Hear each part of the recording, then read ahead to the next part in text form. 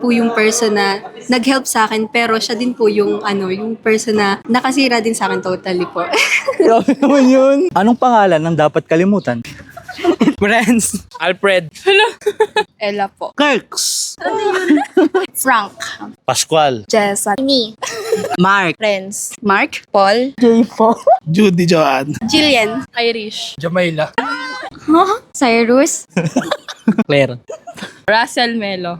Oh, buong pangalan na. Bea. Frances po. Si Dayan po. JR. Ano na po, Mark? Tenten. Cedric.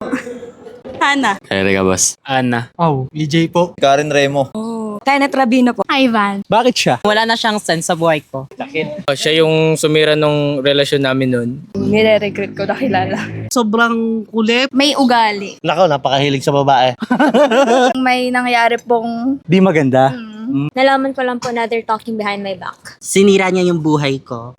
ghoster po. Tahimik lang siya. Parang galit ako sa estudyante kong yun eh. Iyak na po. Ako na po kalimutan. Siya yung nanakit dati. Ex-best friend. Nandun po kasi siya sa room. Wala lang po. Iniwan po ako.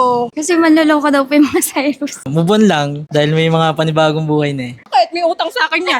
Di nagre-reply. Cheater po kasi. Kasi hindi ako sinamahan. Ex ko.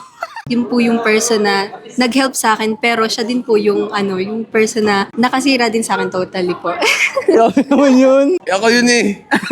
Gusto ko lang siya kalimutan. Hindi na kami best friend. Malala. Ayaw ko na. Iniwan kami kanina eh. Hindi siya pumapasok. Ating kaklase po kasi, kaya dapat nakalimutan. Manaloko. Panloloko.